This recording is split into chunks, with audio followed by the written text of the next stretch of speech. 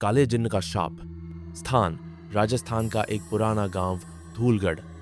यह गांव सुनसान पहाड़ियों के बीच बसा था, जहां सूरज ढलते ही सन्नाटा छा जाता था। लोग कहते थे वहां एक पुराना कुआं है जहां एक काला जिन्न बंधा है। कोई भी उस कुएं के पास नहीं जाता, लेकिन 19 साल की जोया को इन बातों पर यकीन नहीं था। एक रात वह अपने दोस्तों के साथ हिम्मत दिखाने गई और कुएं में झोंक लिया।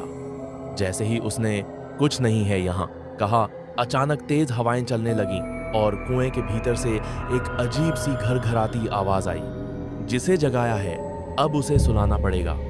जोया डर गई और दौड़कर घर पहुंची, लेकिन उस रात के बाद से उसकी आवाज बदल गई। वह नींद में अजीब अजीब भाषाएं बोलने लगी जो कोई पहचान नहीं पा रहा था। हर रात 3 बजे उसके कमरे की सारी लाइटें बंद हो जाती और दीवार पर एक काली परछाई घूमने लगती। एक मौलवी को बुलाया गया। उन्होंने जोया को देखा और बोले, ये इंसान की आत्मा नहीं है, इसमें काला जिन्न उतर आया है। उन्होंने तावीज़ दिया, लेकिन जैसे ही तावीज़ जोया की गर्दन पर रखा गया वो भयानक चीखने लगी।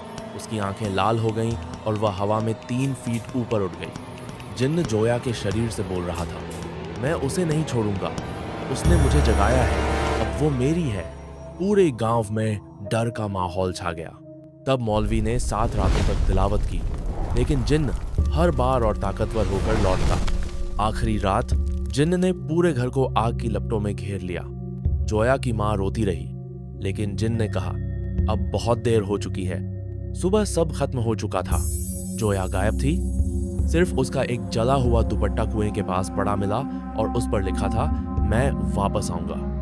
आज भी लोग उस कुएं के पास नहीं जाते और हर साल उसी तारीख को रात 3 बजे कोई लड़की की हंसी सुनाई देती है।